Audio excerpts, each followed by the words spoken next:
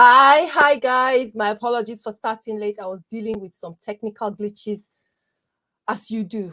And starting about 5 or 6 minutes late. So thank you so much for joining me on this episode of AskAwayHealth and a half hour or more with Dr. Sylvia. And that's me. I'm a general practitioner based here in the United Kingdom. And I'm also a health educator and I run AskAwayHealth. So how are you doing? I hope you guys are well. Thank you so much for joining. And if you're watching live, please let me know where you're watching from, how you're doing. Tell me why you're interested in this topic. If you've got any questions around kidney disease, we are just going to look at kidney disease and what we can do to help ourselves, to help reduce the risk of developing kidney disease, particularly as we grow older. So that's the gist of today's live stream. So I'm really glad that you've chosen or you've clicked on this particular episode. And if you're watching on the replay, thank you so much for watching. I would love to encourage you to please go ahead and like the video as you come in or as you're watching, give it a like, because here we love to share health information in a way that is easy for us all to understand and apply to ourselves. So thank you. Right, so we're doing kidney disease. The first thing I want to say about kidney disease is that it's not a condition for older people. And I purposely wrote this, put the title saying, preventing kidney disease 50 years and older. That's not the age where you should start thinking about avoiding kidney disease. In fact, you should be thinking about it. It should be part of your regular health plan. So whether you're in your teens, 20s, 30s, 40s, you need to be thinking about your kidneys. And the problem is that even though the statistics tell us that 1 in 10 people globally have kidney disease, we're not talking enough about this condition. So whether you're a man or a woman, 1 in 10. So think about a classroom or think about, a seminar or, a large group of people. And 1 in 10 is quite a lot. That's a big handful of people to have kidney disease. And part of the problem is that early kidney disease is often silent. People don't know that they have the symptoms, and we're going to look at symptoms in a few minutes. So that's one of the problems, that we're not aware of it. We're not talking so much about it. And by the time it becomes an issue, then it has complications that are hard to treat. And that is when people are talking about dialysis and talking about renal transplants. And that is expensive. It's not accessible for many people. So why can't we do the right thing? Think about prevention before it happens to get to that stage. Okay, so that is one of the things I'd love to take away, people to take away from today's live stream, is about what can I do to keep my kidneys healthy, whatever age I am. But if you happen to be in your 40s or 50s, then yes, you can also pick up tips that hopefully will help to reduce your risk of even having bad kidneys as you get into your older years. Now, why do some people develop kidney disease? That's one of the first things that I want us to look at. I'm just going to share my screen. I've got a couple of images that I thought I'll just put up to help us sort of, that I thought would keep us engaged. So like I've said, kidney disease affects 1 in 10 people. So it could be a kid. Okay, children are not immune. So please don't think that children can't get kidney disease. They can affect people of different sexes. Men and women can get kidney disease. People at different ages. So whether a teen, whether a young adult, a person in their 20s or 30s, pregnant women can get kidney disease. Please, that's also very important. High blood pressure can happen in pregnancy, and it can be associated. It can lead to kidney disease. And of course, it can happen as people grow older. So please don't forget to give this video a like and consider subscribing to the channel, particularly if you think this information is helpful. So why do some people develop kidney disease? Now, we know that certain ethnic groups, if you live in higher income countries like the UK or US, we know that certain ethnic groups have a higher risk of developing kidney disease compared to others. For example, African Americans or Hispanics and Native Americans have a higher risk of kidney disease than Caucasians. There are a lot of different reasons why a person can develop kidney disease, but ethnicity is a big factor there. And within Africa, you can have certain populations that are at a higher risk. For example, people living in rural areas who may not have ready access to healthcare, or who may use certain traditional preparations that They may be using it to treat something else, and then along the line, because of unmonitored use or unregulated use, it contributes towards kidney problems. And because there's no awareness, the cause of sickness is attributed to something else, and they don't realize it's actually kidney disease. So there is that. And the reasons for this, differences in kidney disease, we don't fully understand them, and they might be related to people inheriting the risk for developing a kidney disease, or it might be something in the environment, or it might be their own habits, their own lifestyle habits. We also know that people who are of African or African American, Afro-Caribbean origin are more likely to have high blood pressure and diabetes. Remember those two things, because they are top risk factors and indeed causes for kidney disease. Now, even though I'm saying that there is some kind of ethnic influence, still anyone can develop kidney disease. Anyone can develop high blood pressure or diabetes. They're not limited to just certain ethnic groups. People who smoke, people who have a family history, all of these things can increase the risk of developing kidney disease. So I wanted to get that out of the way in terms of an introduction for us. And so now let's look at the kidneys. Let's talk about the kidneys, because that's what today is all about. So let's look at the kidneys, and here you go. These are the kidneys, so that you know where your kidneys are. I see people in my clinic, in the consulting room, and they say, oh, I think I've got kidney infection, or I think I've got kidney this, and they're pointing to some part of the body that's not where the kidney is. But I think I get what they're trying to say, which is fine. But here you go. These are where your kidneys are located, as you can see on the graphic I've got for you here. And I do hope my sound, guys, let me do a sound check, because I'm always thinking, am I busy talking to myself? Are people hearing? I haven't got any comments saying that they can't hear, but let me just do a quick sound check to be sure that I am audible, and then we can carry on. So like I said, if you're joining and this topic is of interest to you, please go ahead and say hi in the comments. And if you've got a question around what we're discussing, please let me know what it is, and hopefully we might be able to address it. So let me see. AskAwayHealth, talking kidneys. Let me see if I can hear myself. Yes, I can hear myself. Fantastic. Excellent. Okay, so let's carry on. So we're looking at the kidneys. Here's a picture. Those are the kidneys. The kidneys are two. Usually everybody has two. Okay, and sometimes people are born with one, and it is possible to live with one kidney, but let's not digress too much. People are generally born with two. They're shaped like beans. If you pick up a bean, the kidney is like a large bean. It's located in the lower back. So on either side of your lower back, that's where your kidneys are. The main work of your kidneys, that's the main job, is to get rid of waste, toxic material from the body through the blood. So they filter the blood and pass the waste into the urine. Now, they also do a lot of other things. The kidneys are very, very important. They are very busy organs. They help to maintain blood pressure. They help to control the amount of salts or electrolytes in our blood. They're involved in the production of red blood cells, and they're involved in making vitamin D. They're also involved in producing lots of hormones, different hormones that help the body's function. So the kidneys are essential for these reasons. If a person's kidney is not filtering blood properly, that is when we say they have kidney disease. So that essentially is what kidney disease. And this problem can happen over a very short period. It can happen acutely. When we say acute kidney injury or acute kidney disease, we're saying that somebody has developed a problem that is challenging their function, their kidney function.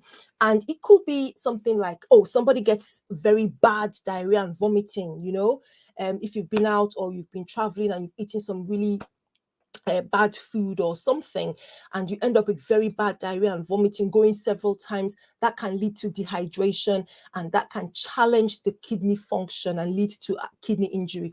If that happens within a matter of hours and days, that's acute kidney disease, okay?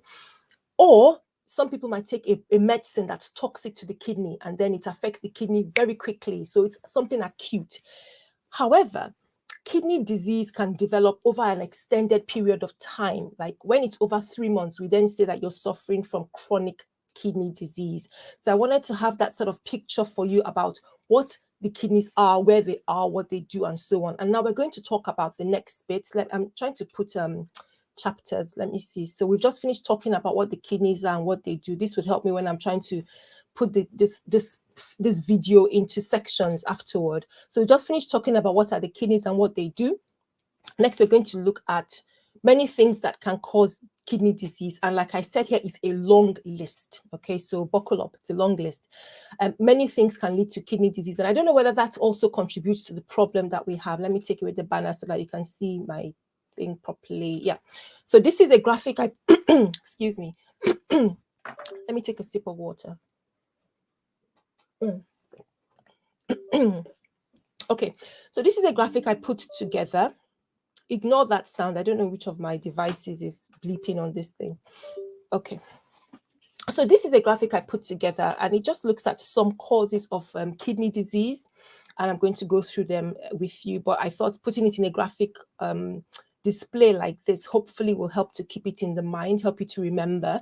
But yeah, these are some of the causes of kidney disease. Now, the top causes I want to say, and I'm going to keep drumming it into our ears until we're done with this stream, are diabetes and high blood pressure, the top causes of kidney disease, but in no particular order, okay, apart from those two. High blood pressure over time can lead to strain in the blood vessels of the kidneys, and that can affect how well the kidney works. Okay, next, diabetes. We all know diabetes. This is a condition where the body is either unresponsive or less responsive to hormones, and the hormone in question is insulin, is one of them.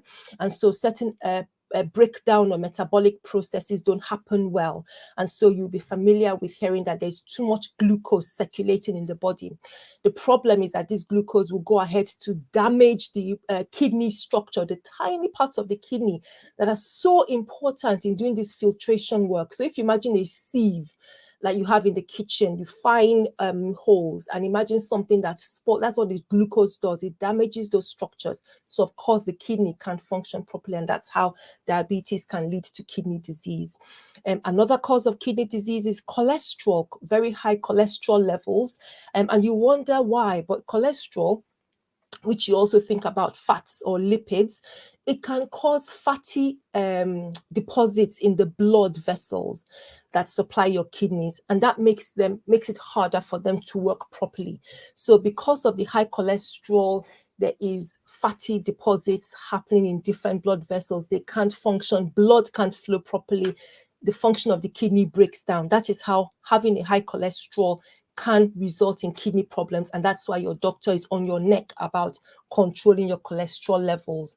These things are important, like I said, at any age, but as you enter into 40s and 50s, for ladies, as we get into the perimenopause and we're not perhaps not as active as we are, or perhaps our diet is changing, these issues are the things that combine to create problems for us as we enter into our late 50s and 60s. So please, let's pay attention to them. If you're just joining, hello, thank you so much for clicking onto this video. I'm so glad that you chose to spare an hour to learn about this subject.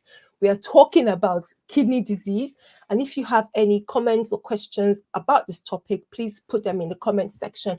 And by the way, if you wanted to ask any more specific questions around this, I'm just trying to show my face. If you have any questions around, more specific questions around your own health, and you wanted to comment or you wanted to get some specific answers, please use our email health information service. I understand I don't talk about it as often as I should. Please use the email health information service. It's an easy way to reach out to me. Allows you to put as much information into the inquiry, send it to me or my colleagues, and then we can respond to you. Usually within a couple of 2 working days, less, we'll respond to you. But we do have a lot of inquiries that come through. But yeah, please use that format medium if you want to. Just go to the website, AskAwayHealth.org. Maybe I should even bring it up now. I didn't think of doing it. Oh, I did actually. So let me just share that with you, because it just occurred to me, I get people asking, and how can we access? So this is our website. This is AskAwayHealth.org. We've just recently upgraded this website, and we're really proud about how it looks. But if you start from the home page, so this is the home page, and if you scroll down, if you scroll down the home page just towards the middle, and you get to this bit where I tell you a little bit about myself and what the website is all about. And if you click Ask Me a Question, that takes you to our email health information service, where it is very easy. Follow the instruction or follow the directions, and it gives you a space to put the information. So you've got lots of space to put the information here, which we don't have that opportunity to do on YouTube or here, during the live stream. You can only ask limited questions, and of course I'm not able to consult in those on those medium on this section. So that's a good opportunity for you to use that. Okay, let's go back to the discussion. We're talking about kidney disease and the causes. So there's kidney infections, so for example urinary infections or bladder infections.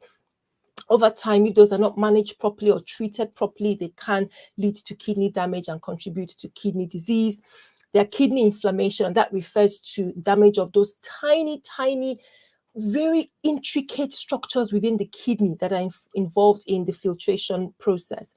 So you have something called glomerulonephritis, which when it happens can lead to kidney disease if it's not identified and treated properly.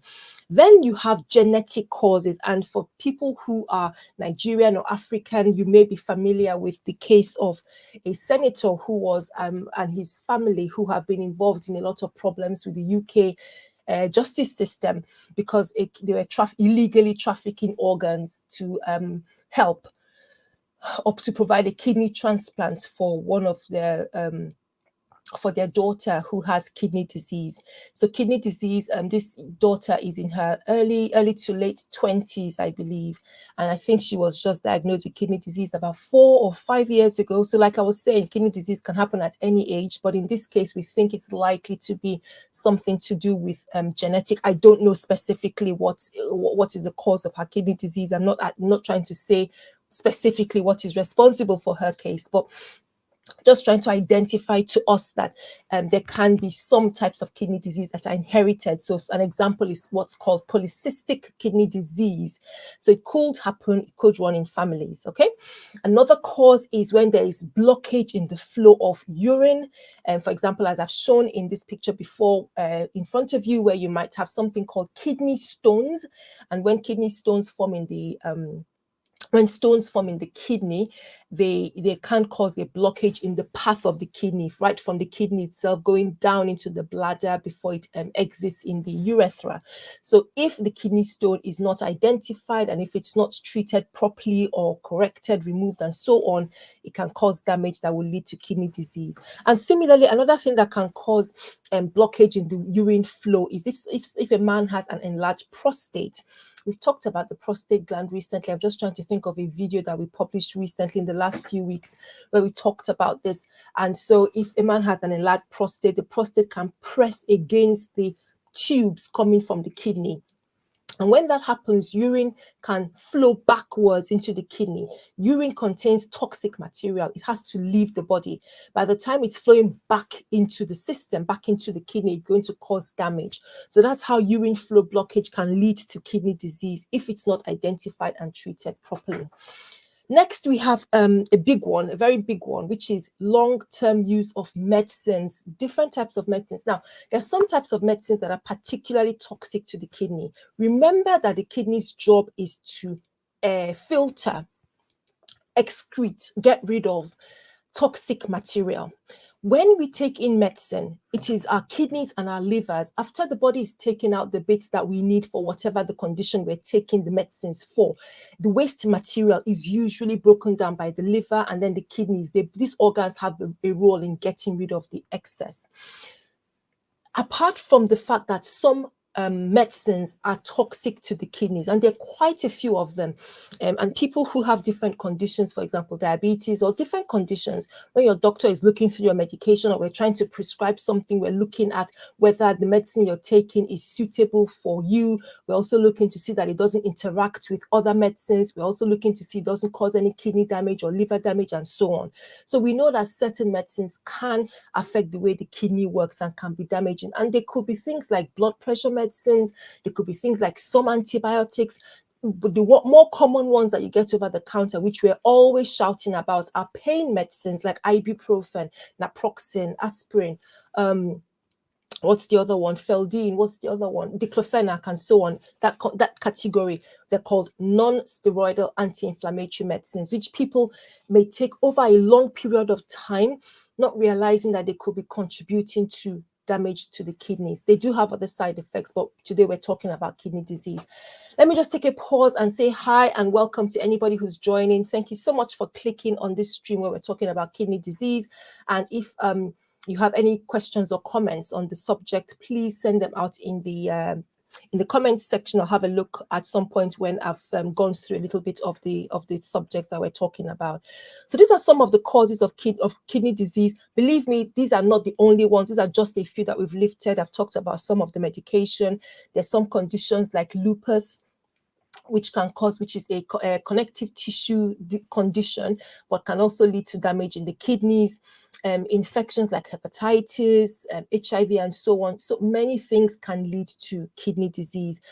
At the beginning, I mentioned somebody having diarrhea and vomiting, leading to dehydration. That can also lead to kidney disease. So there are a few things that can lead to kidney disease. Like I said, it's a very long list, okay?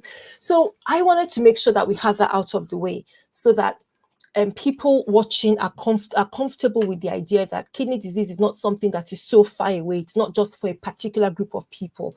You can see that it can affect us in different ways or from different channels. People with high blood pressure, people with diabetes, people taking medication for a long period of time, and so on. So it's not something that is so removed from us. And don't forget that statistic I gave us at the beginning. 1 in 10 people. That is a lot. Think about it. In a room of 20 people, so we're saying 2 of them have kidney disease. That's a big statistic. All right, so we're going to look at the next section of our talk before we go and look at the tips that I want to share with us about reducing our risk of kidney disease. We've talked about what the kidneys are and what they do. We've just finished looking at what causes kidney disease. We looked at some possible causes. Now, let's talk about the signs of kidney disease. Please give this video a like if you appreciate what we're talking about, if this information is useful. And if you were attracted by the thumbnail looking at or the title, because I mentioned people over 50, that's fine. This also applies to anybody under 50. And if you have people that you think, this might be useful information for so and so to hear, please go ahead and share it with them. And thank you for doing that.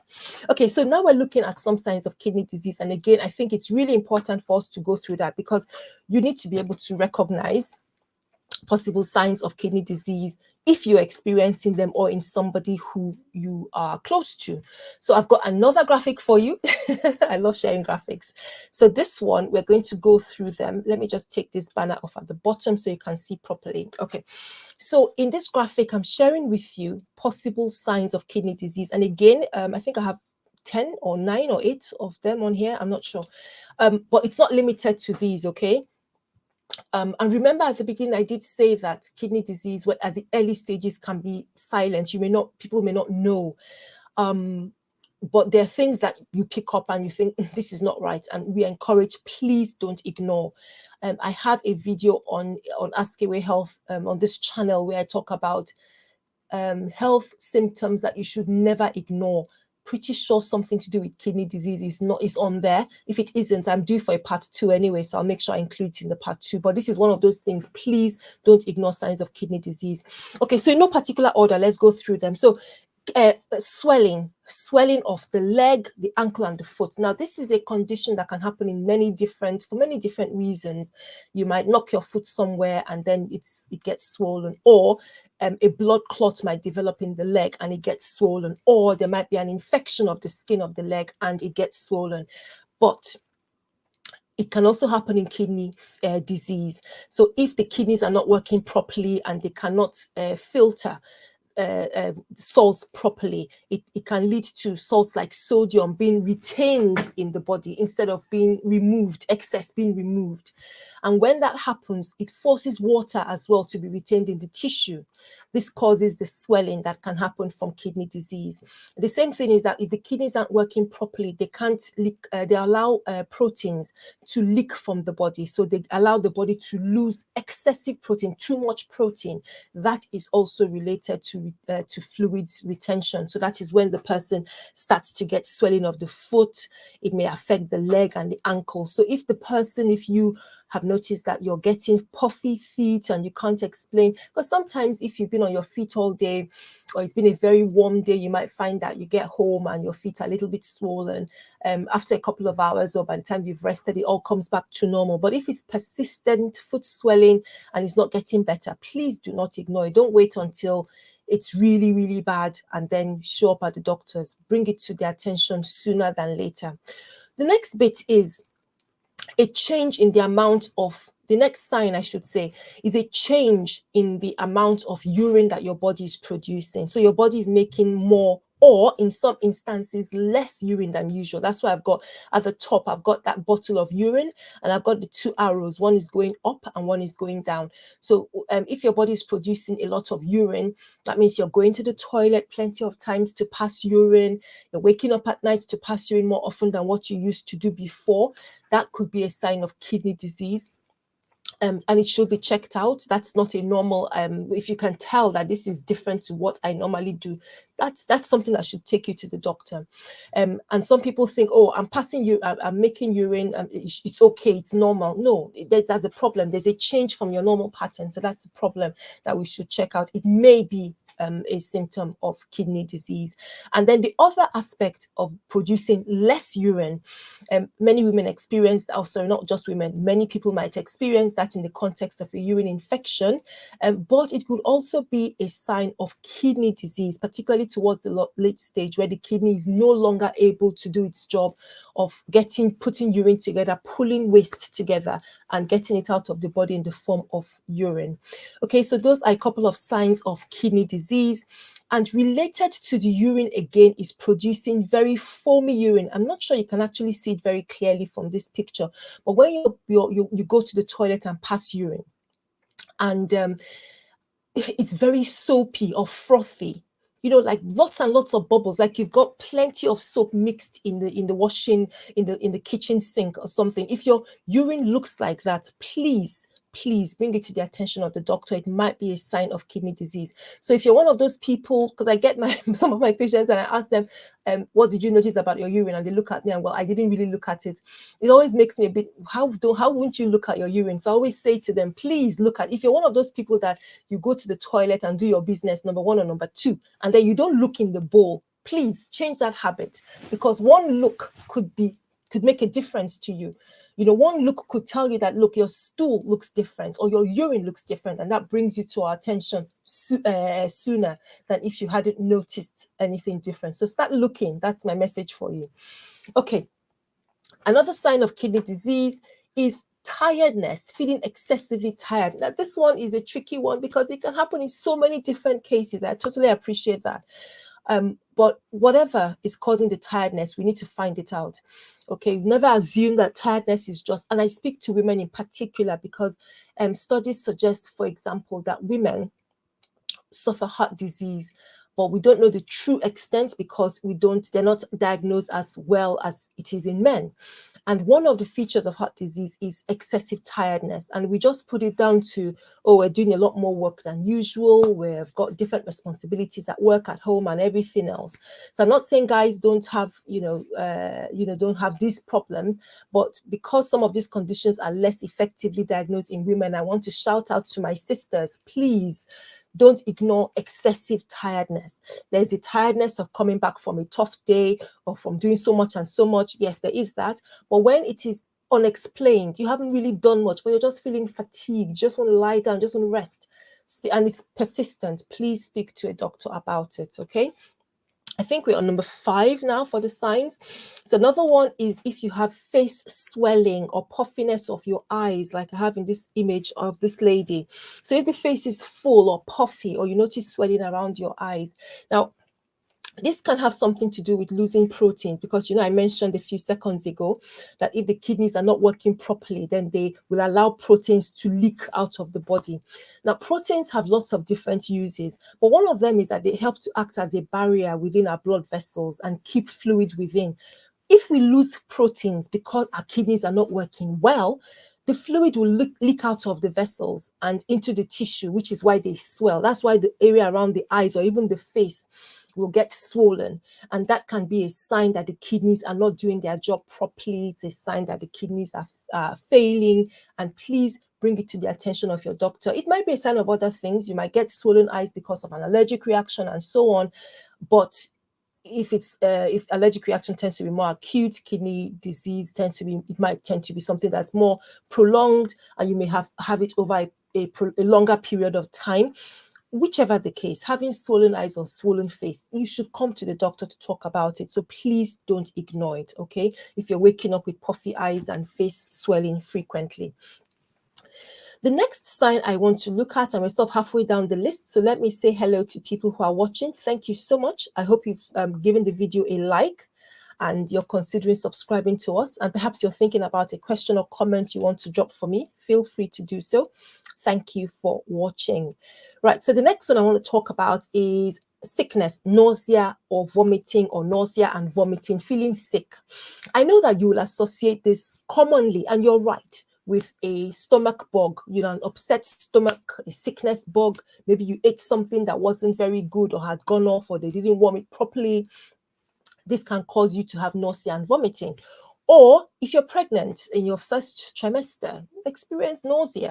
Or it may be a side effect to taking some medicine. So the point I'm trying to make here is that it is a fairly common symptom. I appreciate that, nausea and vomiting. However, it can also be a sign of kidney disease. And this is why sometimes self-medicating, diagnosing yourself at home is wrong, because these symptoms could happen in so many different conditions.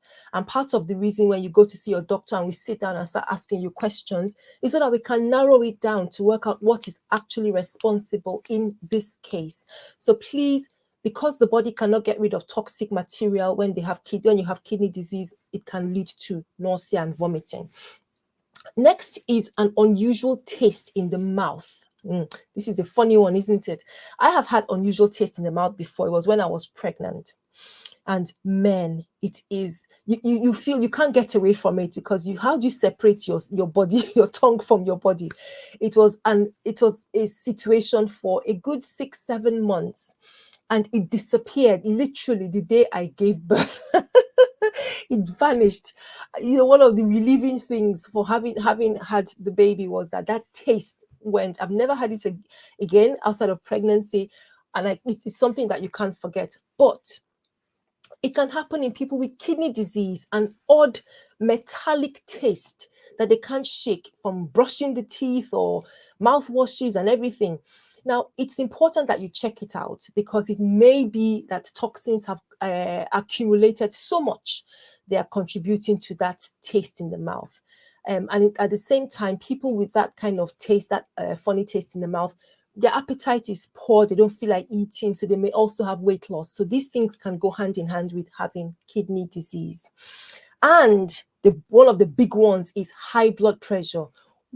I can hear you asking, wait, I thought you said high blood pressure is a cause of kidney disease. Why are you now mentioning it as a sign of or symptom of kidney disease? Yes, I'm glad you picked that up, because high blood pressure is both a cause and a result of kidney disease. So many reasons we have for monitoring high blood pressure. Please get into a routine. You can have a blood pressure monitor at home, or you can have a system where you have it checked by your doctor or in the clinic every so often, every couple of months, particularly if you're of African, Afro-Caribbean, African American, Hispanic, or Latino or Native American background. Please bear it in mind. It's not just an elderly or older people condition. We have people in their 20s or 30s or 40s who develop high blood pressure.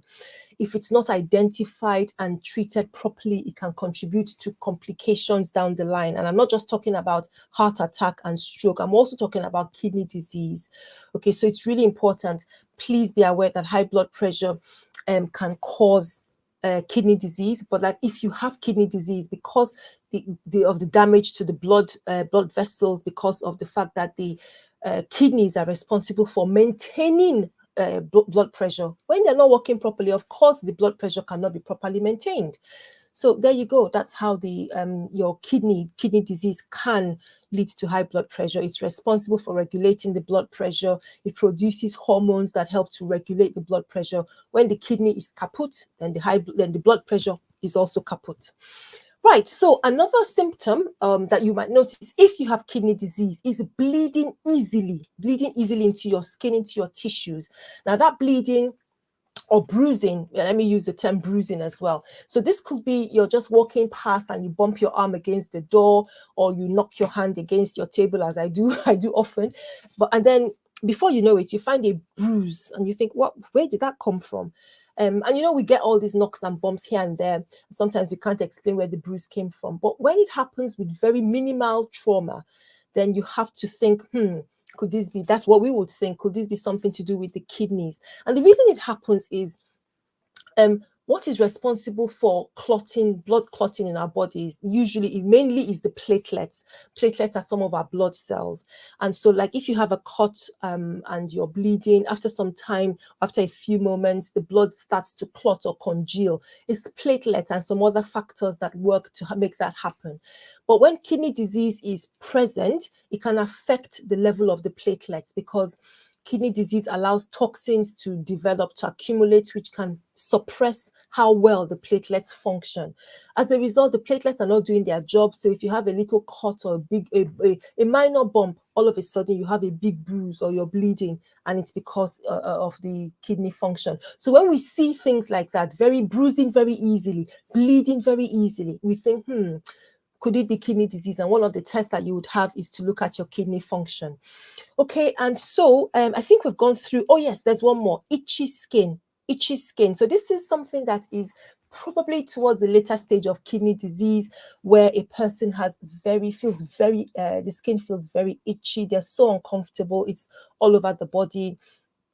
It's not an allergic reaction. There may not be an obvious rash, or the skin may appear dry, but this is again because there are a lot of toxins that are going on thanks to the kidney not able to do its job properly. And so they have very, very itchy skin. Okay, so we have worked our way through quite a lot at this stage. We've talked about the kidneys. We're looking at why is it important to talk about this? And I've said that 1 in 10 people, which is a big number, it's a huge number, have kidney disease. We don't talk about it too much. It can affect anybody. So different ages, different genders. It can happen in women who are pregnant, can happen, different scenarios, different occupations. So anybody could develop kidney disease. So we've talked about some of the signs of kidney disease. We just finished talking about that. And we've talked about some causes of kidney disease. So we're now going to look at some things I think are important for us to address. And I'm looking at the essential tips to protect your kidneys. And again, I'm going to repeat it, even though I said after 50 years, I please don't wait until I don't want you to get away with thinking that you should wait until age 50 to start thinking about your kidneys. Certainly not, because it's part of your regular health check right from whatever age. So in your teens, in your 20s, 30s, 40s, people getting into the habit of doing things to protect their kidneys is imperative, because by the time you're waiting to start doing all these checks age 50, any damage would have already gotten into place. Any damage, somebody who develops high blood pressure, for example, in their 30s and who doesn't pay attention to it, by the time they're 50, that's 20 good years of complications. Then you might be talking about medication plus dialysis, and we don't want that. We actually want to get this done before we get to 50. But the next best thing, if we haven't done it back then, is to think about our lives now. What are the things that we can do to support our health around the age of 40 or 50? What are the things that we can do to support our health at this point in time? So let me share another banner with you. I'm just going to put this on. Is this the one I want to use? Okay, let's use this one. Oh no, I think it's this one. Yeah, it's this one. So let me take off this one. So I'm going to take you through tips for healthy kidneys. That's what we're going to be talking about now. And so you've got the image of the kidney there. Just keep that in mind. The first one I want to talk about is diet. Yep, I know you say, I've heard all this one before. What am I going to say about diet? Well, The truth is that eating a balanced diet, a healthy diet, rich in fruits, vegetables, whole grains, lean protein, low in sodium, saturated fats, and sugar. Low in sodium, saturated fats, and sugar can help to protect your kidneys. That means it can help to prevent you from developing kidney disease, or if at the point that we're talking about this, you already have kidney disease, helps to prevent it from getting worse. But let's break this down, because when we say all these things, what exactly do we mean? So I want to address the issue of excessive salt, number one, particularly for those of us who have African backgrounds and who our foods tend to have some of these things to help to boost the taste. I think you might want to sit down and look critically about at what you and your family are eating. So let's look at excessive salt first of all. Taking too much salt, which a lot of the foods, I remember growing up at home, different family meals, there's lots of salt involved with Maggi, as well as salt involved. And then you come to the food is dished on the table, and then we had a table salt shaker as well. So all that contributes to a culture as we grew up getting used to throwing salt into our foods and not thinking about the problems it would cause. I have personal experience of a relative with kidney problems. So just sort of having that kind of background and thinking back to some of the lifestyle choices that we made, you wonder whether it contributed towards that. So please think about salt when cooking. Can you minimize it? Minimize the quantity that's been added. Avoid having a table salt shaker when you serve your meals. Think about using alternative seasoning like herbs or spices to help to boost the taste, because that's what we're trying to get from the salt. We love eating all sorts of different things, and salt makes the difference. But really, it's thinking about how do I reduce the amount of salt I'm taking, either by reducing the amount of the food I'm taking or reducing the amount of salt in it. Related to that, very closely related to that, is eating processed foods. And by that, I refer to things like our noodles. We love noodles because they are quick, ready, and go. As young people, as university students, we wanted something that you could do quick, and then eat, and it's ready. Canned foods and snacks, they are often very high in salt, sugar, and saturated fats. Okay, and all this is intentionally designed to make to boost the taste, so that it satisfies an urge in us to get something that is nice and tasty quickly. So please be careful. And I'm not by any means saying that you completely eradicate these. If you can, fine, all well and good, but moderation is key. Just realize that if you pick up your pack of instant noodles or your cup of ready-made, whatever it is, or canned foods that you want to heat up, or snacks, a lot of them are often very high in salt and sugar. And that takes me on to talking about fried foods. And I'm Nigerian. I love our party foods and the different small chops. And not just Nigerian, actually, Asians, Africans from different parts of, Black people from different parts of Africa. What other types of foods? I'm not saying fried foods is just local to Nigerians or to Africans. By no means, that's not true. But I'm just referencing my own experience. Being so used to foods that you can get as snacks. So, things like puff puff or chin chin, deep fried meats, and what else? Samosas and spring rolls. I could go on and on and on with the list of fried foods. You can even tell me. What is it about these things? Of course, you remember that we talked about cholesterol when we're looking at the causes of kidney disease. So when you're including so much oily foods and fat into your diet, this can contribute to kidney disease. So we really need to look at what we can do to reduce the amount of these fried foods that we're taking.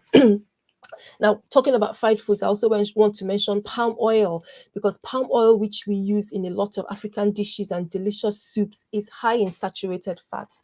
So one of the clever things that I'm hoping that scientists are doing is looking at how to reduce the health implications, reduce the potential harmful effects that you can have with palm oil. The next best thing is to reduce or moderate the amount that you're taking, being conscious that actually this amount of oil of palm oil It's not a friendly fat. It's not one of the healthy fats, and it can increase risk of lots of different conditions, including heart disease.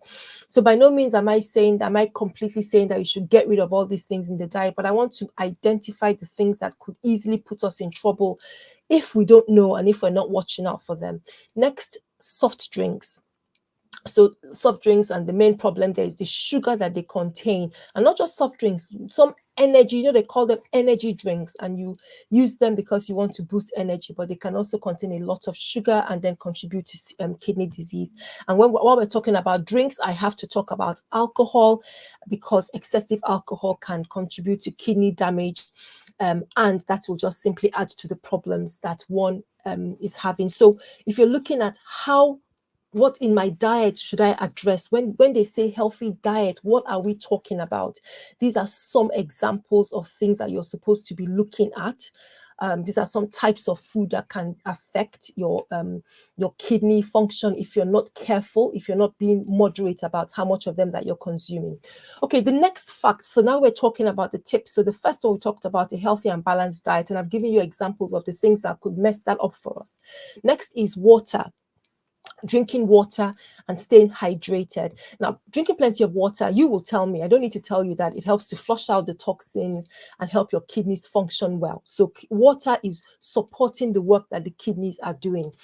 I work in the UK, where the government recommends drinking 6 to 8 glasses every day.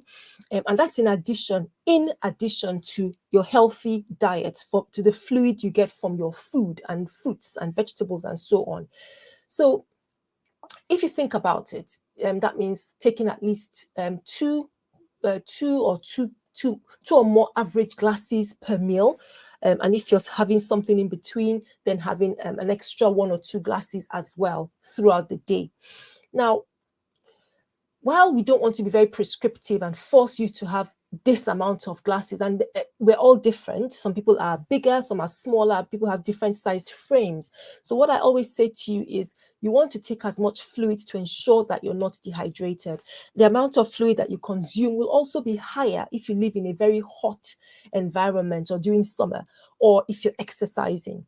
So one of the things that you can do is keep having a look at your urine, and that's why I have that picture of urine there on this screen for you. That what you're looking at is a nice golden yellow color, golden yellow, light amber, whatever you want to call it, color of urine. That's what you want to see when you go and wee. You don't want something that's looking dark brown or orange or Coca-Cola. All that is Coca-Cola, and that I'll be worried about that one, because I'd wonder if you've got blood in that urine or something else. But yeah, I think maybe orange or brown would suggest that's very concentrated urine and somebody who may not be very well hydrated. But this picture, this color you can see on the screen that I'm showing you now, that is the color of urine that you want to have. Clear urine that is light golden yellow tells us that you're taking enough fluid for your body's needs, and which the kidneys are happy to remove this excess. Okay, so that's a guide for you. Thank you so much for watching. If you're just joining here, thank you so much for clicking. I'm talking about kidneys and what you can do to reduce your risk of kidney disease. And if you find this helpful, do please go ahead and give this video a like. And we've talked quite a lot already, and I hope you're going to watch the replay to see some of the points that we've made already about kidney disease. Right now we're talking about the tips to help to reduce. So we've talked about diet and we've talked about water. Let me quickly go through other things. A big one on the list is smoking. So if you smoke, please, smoking can damage the blood vessels in the kidneys and increase the risk of kidney disease. That's what happens. There's no two ways about it. There's no this is not something that we can mess about. So if you're at this age of 50 and you're smoking and you've had a smoking habit for years, please think about it, about cutting down. Please speak to somebody about help to stop smoking. In the UK, we offer stop smoking services to help people who recognize that this is causing an impact on their health. But we have clear evidence that smoking has harmful effects. One of them is increasing the risk of kidney disease. The next thing is blood pressure. I've talked about blood pressure a number of times already, so let me make one more comment about blood pressure. We've said that blood pressure can cause kidney disease. So if you're somebody who has blood pressure, we're interested in you learning how to control it. And there are many ways. I think I have a couple of videos on the channel already where I talk about blood pressure control, issues with blood pressure, people that want to manage blood pressure naturally, and so on. Now, if you are diagnosed with high blood pressure, monitoring your blood pressure is important.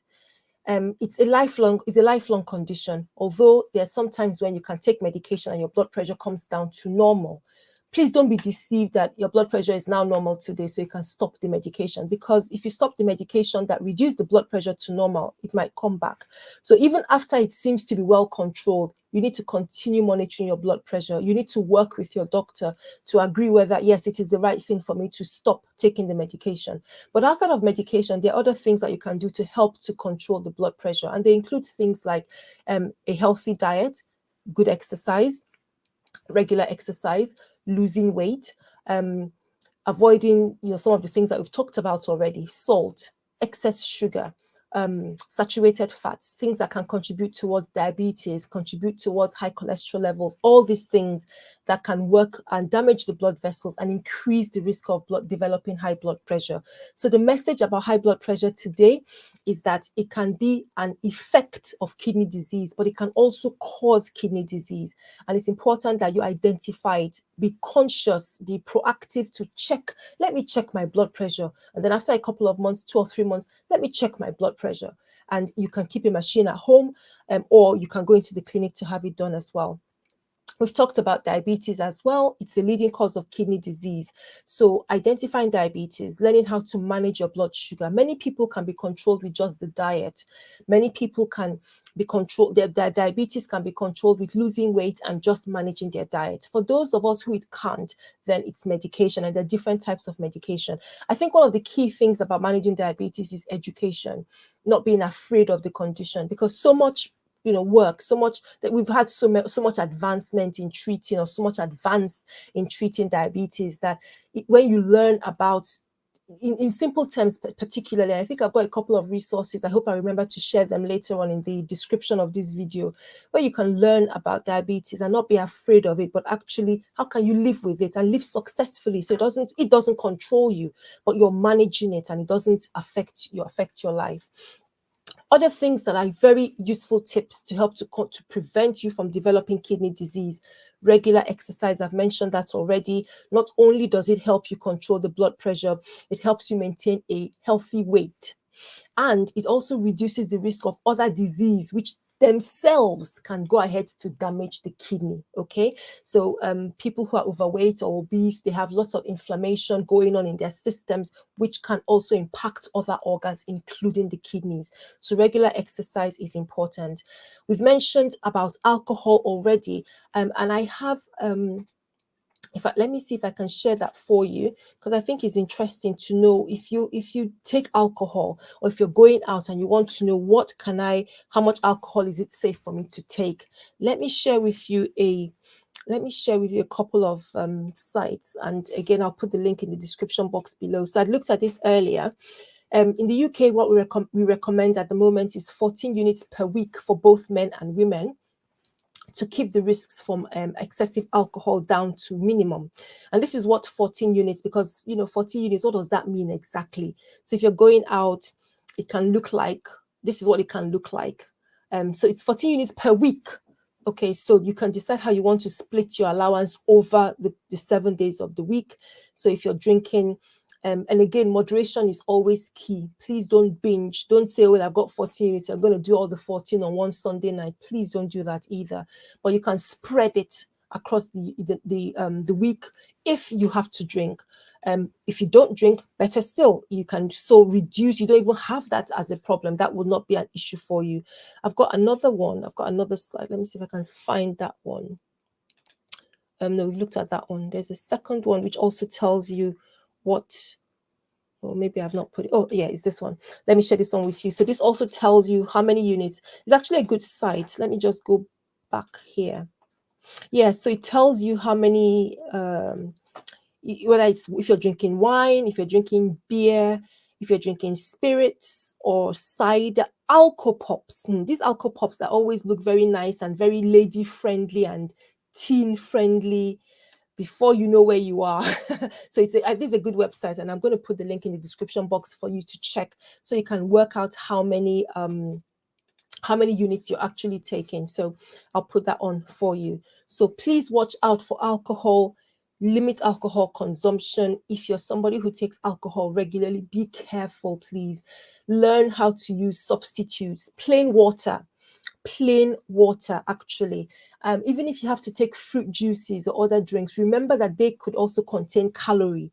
So plain water is the advocate, and it's just getting used to that and enjoying drinking water, maybe putting a big slice of lemon in it or sparkling water, different things that can help you manage the taste, the different taste. Because if you've been drinking alcohol for a while and you're used to the taste, just water might seem bland. I completely take that on board.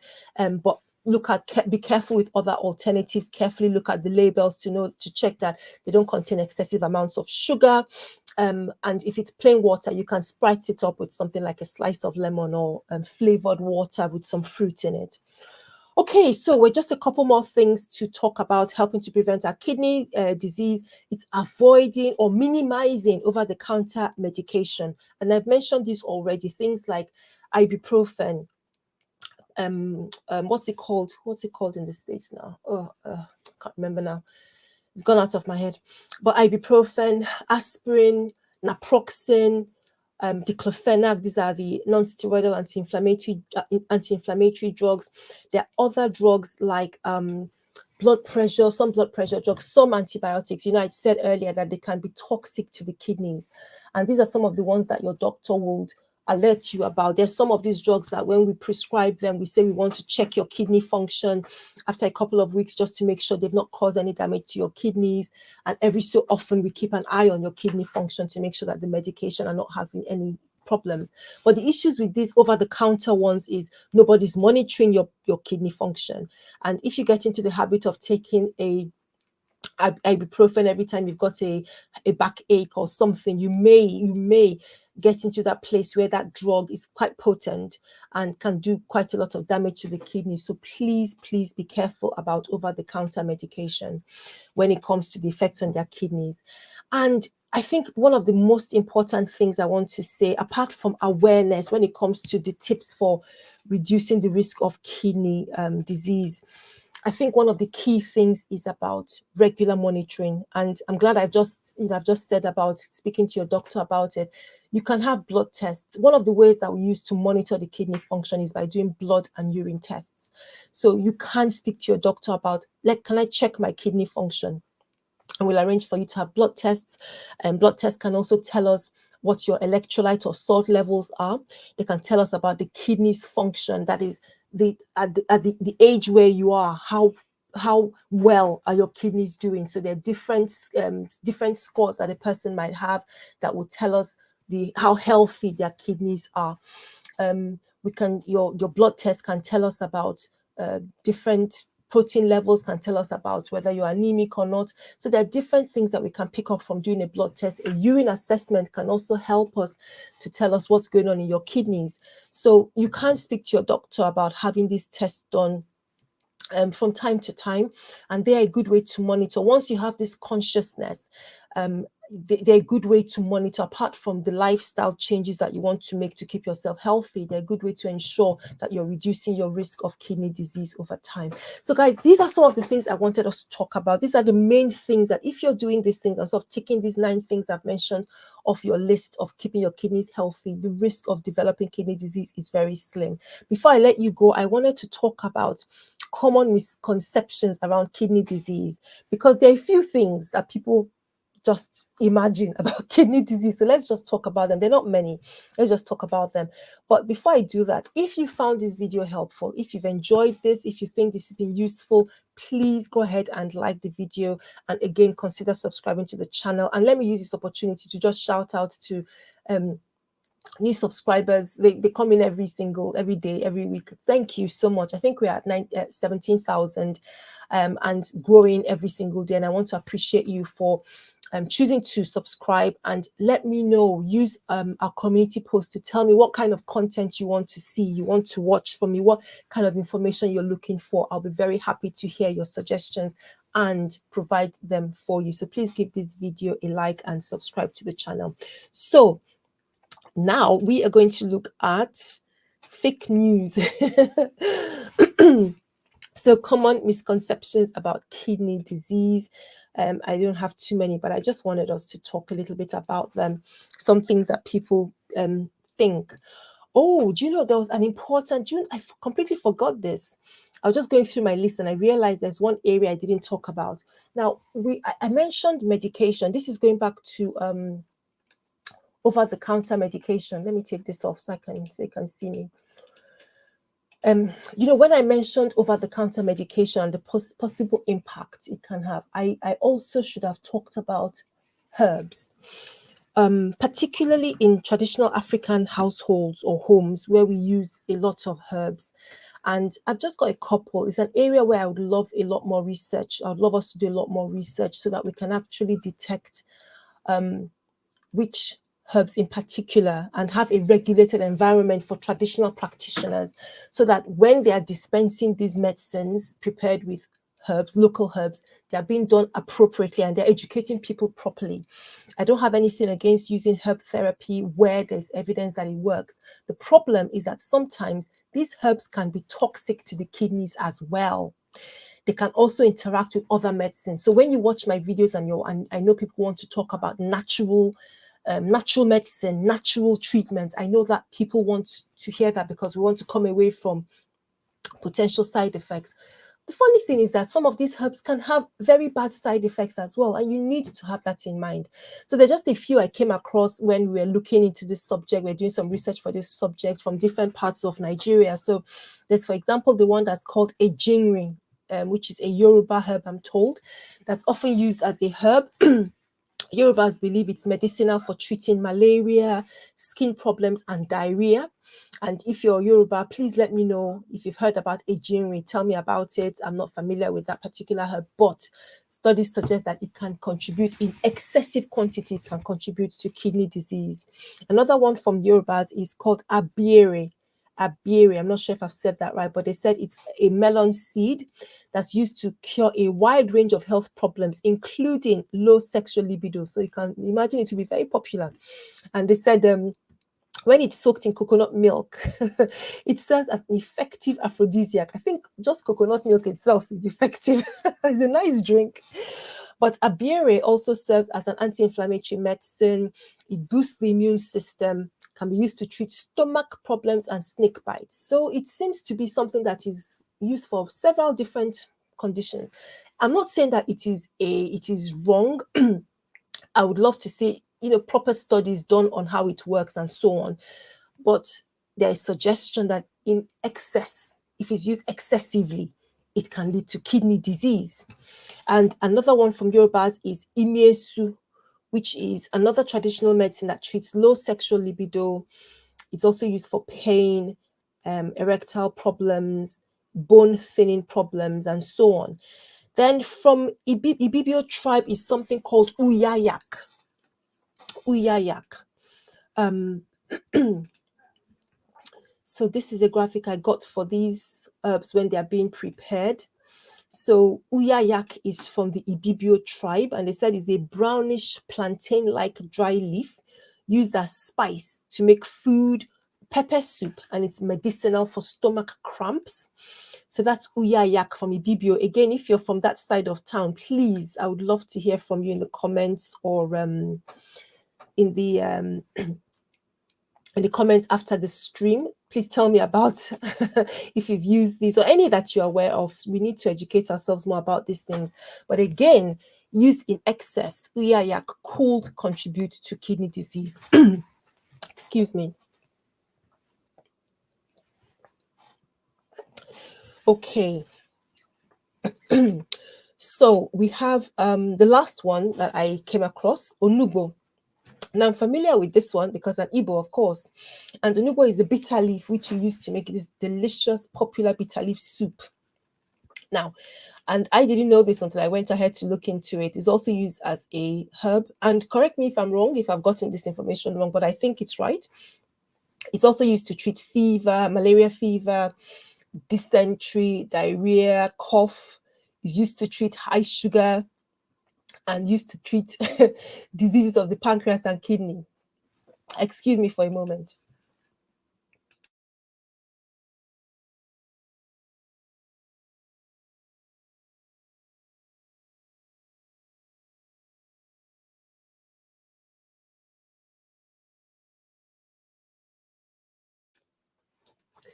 Apologies for that. I think I had something caught in my throat. So yes, we're talking about onugbo, which is a popular leaf used to make different this delicious soup, as I was saying, and then also has function as a medicinal, but in excessive quantity may contribute towards kidney disease. So there's a lot out there. We need to think about herbs, and I think particularly in local African herbs where we don't have much information. I think that research has started. I think that there has been a lot of promotion about these herbs and their use. What is key? I think the principal thing is let's not slate the herbs. Let's not get rid of them completely. Let's not say that they are bad, but let's look at understanding them. Let's look at making sure the people who are providing them are trained and regulated, and then we educate the public. That's the best way to go about these things. Okay, so finally, let's come to the, the fake news. So these are some of the things that people sort of believe about kidney disease. And to be honest, I think if you watch this stream from the beginning, then you know that already. I'm not going to spend too much time, but because I think I've covered most of them. So number one, they think that kidney disease only affects older people. I think I've banged on about this often, and I showed you the picture at the beginning that it is not true. Kidney disease, it can happen more often as you grow older, yes, but it is possible for anyone to develop kidney disease at whatever age. So it can happen in babies, it can happen in young kids, toddlers, it can happen in those under 10, it can happen in teens and 20s, 30s, 40s, and so on. But it is true that the risk of it happening increases as we grow older. The second misconception is that kidney disease is not a serious health concern. I mean, I think most people who listen to the news today will hopefully not ignore kidney disease. It is a very serious health concern, and it can lead to significant complications. Like I said earlier, if it's left treated late, it can lead to problems like kidney failure, where people then need to have dialysis, or they need a kidney transplant. So of course it's a serious condition, but the thing is, to prevent it from happening, there's simple things that need to happen, like I've mentioned already: checking blood pressure, healthy eating, and so on, that we've talked about already. Okay, so that's number two. Number three, people mistakenly believe that only people with a family history of kidney disease are at risk. No, that's not true. While if you have a family history of kidney disease, that may increase your risk, yes, but anyone can develop kidney disease. It's not just those that have a family history. So anybody who has high blood pressure, who's diabetic, who smokes, who has frequent kidney infections and they're not treating them properly, or they're very overweight, obese, or they're smoking. These are the things that can increase the risk of having kidney disease. Doesn't have to be in the family. Okay, number four, some people mistakenly think that kidney disease is always accompanied by symptoms. Another fake news, okay? Because early stages of kidney disease may not show any signs. It's pretty much like high blood pressure, may not show any signs at all. So it's something that you need to be aware of. I need to keep checking my kidneys, keep working out what's going on, and trying to be proactive to protect your kidneys. And another thing that people think wrongly is that dialysis or kidney transplant is the only treatment for kidney disease. Now, that is, well, it's the only treatment really for advanced or very severe kidney disease, obviously. But the point I really want to make, and reason for my video, is that if you can detect it early, then you can get treatment to try and help slow down the progression, so that you can live as normal a life as possible, but you're making conscious effort to minimize your risk of developing complications. And that way may be where many people are in their 50s. It's not at advanced stages yet, but if they don't do something at this point, then it could get to that point where they need to have dialysis or a transplant in a few years' time. So please, if that's the case, please pay attention to this video, watch it and think carefully. Have a chat with your doctor about your own situation and what things that you can do to help and support you. Okay, and the last point for these misperceptions is people think that drinking plenty of water can prevent kidney disease. Now, this is not true. Okay, this is not true. Hydrotherapy, as in drink water. No. because too much water is bad. Too much water itself is bad. So we don't want you to be dehydrated. We want you to take enough for your body to be hydrated. And I've shown you how you can tell by looking at your urine. But we don't want you to drink excessive amounts, which can actually put a strain on the kidney and mess about the concentration of salts, your sodium or potassium in your blood, because having low blood sodium because you've got too much, because your urine is, your blood is too dilute, that itself is a serious problem, and we admit people to hospital to try and correct that and to reverse that. Okay, fantastic, guys. I have come to the end of this stream. Thank you so much. If you've been here from the beginning or you joined midway, that's fine, no problem. I hope you found it helpful. Please do me a favor, like the video as you leave. Do think about sharing it with a friend. Let's get this information. Let's talk more about the kidneys. We know that there are other things that are sort of more, attractive or interesting to talk about when it comes to health. But to be fair, if we take steps now, we can reduce the risk of complications down the line, which I think is what is most important about this kind of health education and prevention talks. So I really appreciate that you spent time with me. Now we're at the weekend, time to go and rest. I hope you have a great weekend, one that's quiet and peaceful. And I hope you'll join me again soon for another live stream. We publish videos quite regularly during the week, the main one on Thursdays and a couple of shorts other times of the week. And then we do our live streams on Friday. So please subscribe, turn on your notification bell so that you know when another video goes live. But until I see you again, stay well. Bye-bye.